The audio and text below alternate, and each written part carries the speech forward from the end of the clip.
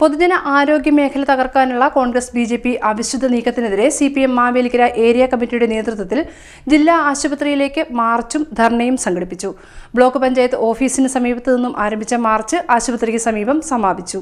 പൊതു ആരോഗ്യ മേഖല തകർക്കുവാനുള്ള കോൺഗ്രസ് ബി.ജെ.പി. അവിശുദ്ധ നീക്കത്തിനെതിരെ CPM മാവേലിക്കര ഏരിയ കമ്മിറ്റിയുടെ നേതൃത്വത്തിൽ മാവേലിക്കര ജില്ലാ ആശുപത്രിയിലേക്ക് മാർച്ചും ധർണയും സംഘടിപ്പിച്ചു. ബ്ലോക്ക് പഞ്ചായത്ത് ഓഫീസിന് സമീപത്ത് നിന്ന് ആരംഭിച്ച മാർച്ച് ജില്ലാ ആശുപത്രിക്ക് സമീപം സമാപിച്ചു. തുടർന്ന് നടന്ന യോഗം ജില്ലാ സെക്രട്ടേറിയറ്റ് അംഗം അഡ്വക്കേറ്റ് ജി ഹരിശങ്കർ ഉദ്ഘാടനം ചെയ്തു. ആരോഗ്യ മേഖലയിലൂടെ പറഞ്ഞ മറ്റ് ഇന്ത്യൻ സംസ്ഥാനങ്ങളുടെ സ്ഥിതി എന്താണ്? പ്രാഥമിക ചികിത്സയ്ക്കുള്ള സൗകര്യങ്ങളുണ്ടോ? ഇന്ത്യയിലെ ഏതെങ്കിലും സംസ്ഥാനത്ത് എല്ലാ വിഭാഗം വരുന്ന ജനങ്ങൾക്കും ആരോഗ്യ പരിരക്ഷ ഉറപ്പുവരുത്തുന്നതിന് എന്തെങ്കിലും സംവിധാനം ഈ കേരളമല്ലാതെ മറ്റ് ഇന്ത്യൻ സംസ്ഥാനങ്ങളിൽ എവിടെയാണുള്ളത്? ബി.ജെ.പി. കോൺഗ്രസിനോട് മറുപടി പറയേണ്ടത്. രോഗപ്രതിരോധ കുത്തിവയ്പ് കുട്ടികൾക്ക് നൽകുന്ന ഏക സംസ്ഥാനം ഈ കേരളമാണ്.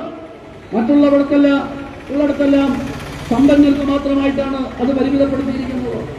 പോഷകാഹാരം ഇല്ലാതെ കുട്ടികൾ മരിക്കുന്ന സംസ്ഥാനങ്ങളാണ് ഇന്ത്യയിലെ എല്ലാ സംസ്ഥാനങ്ങളും. കേരളത്തിൽ പോഷകാഹാര കുറവ് കൊണ്ടാരെങ്കിലും മരിക്കുന്നുണ്ടോ? ഞാൻ അതിന്റെ ഒന്നും വിശദാംശങ്ങളിലേക്ക് പോകുന്നില്ല. ഇന്ത്യയിലെ ഒരു സംസ്ഥാനത്തും കേരളത്തിലുള്ളതുപോലെ ചികിത്സ ലഭ്യമാകുന്ന ഗവൺമെന്റ് സെക്ടറിൽ ആരോഗ്യ പരിരക്ഷയ്ക്കുള്ള സംവിധാനം മറ്റൊരു ഇന്ത്യൻ സംസ്ഥാനങ്ങളിലും നമുക്ക് കാണാനാവില്ല. അതിന്റെ ഏറ്റവും അവസാനത്തെ ഉദാഹരണമാണ് ഇവിടെ കോവിഡ് വന്നു. കോവിഡിനെ പ്രതിരോധിക്കാൻ കേരളം ഒരുക്കിയ സൗകര്യങ്ങൾ വികസന മുതലാളിത്ത രാജ്യങ്ങളായ അമേരിക്ക, ജപ്പാൻ, ജർമ്മനി, ഫ്രാൻസ് ഇവിടങ്ങളിലെല്ലാം ലക്ഷക്കണക്കിന് ആളുകളാണ് കോവിഡ് ബാധിച്ച് മരിച്ചത്. ഓക്സിജൻ കിട്ടാതെ മരിച്ചത്. ഈ കേരളത്തിന്റെ മണ്ണിൽ ഓക്സിജൻ കിട്ടാതെ ഒരു കോവിഡ് രോഗി പോലും മരണപ്പെട്ടില്ല.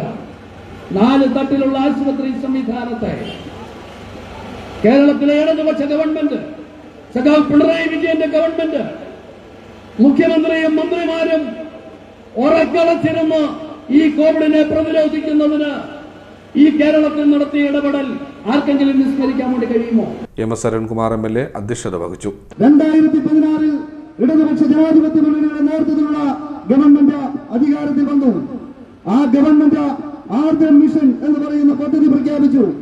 ആ പ്രഖ്യാപനത്തിന്റെ ഭാഗമായി നമ്മുടെ കേരളത്തിലെ താലൂക്ക് ആശുപത്രികളെയും ജില്ലാ ആശുപത്രികളെയും ആധുനിക നിലവാരത്തിലേക്ക് മാറ്റുന്നതിനാവശ്യമായ നിലപാടുകൾ സ്വീകരിച്ചു.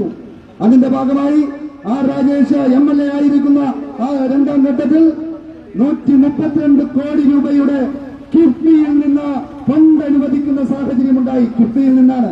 ചില ആളുകൾ ഇവിടെ പറയുന്നത് നബാർഡിന്റെ ഫണ്ടാണ്. നബാർഡിന്റെ ഫണ്ടാണ്. ഞങ്ങൾ വെല്ലുവിളിക്കുക. നബാർഡിന്റെ ഫണ്ടുണ്ടെങ്കിൽ കൊണ്ടുപോവാ, കാണിക്കുക.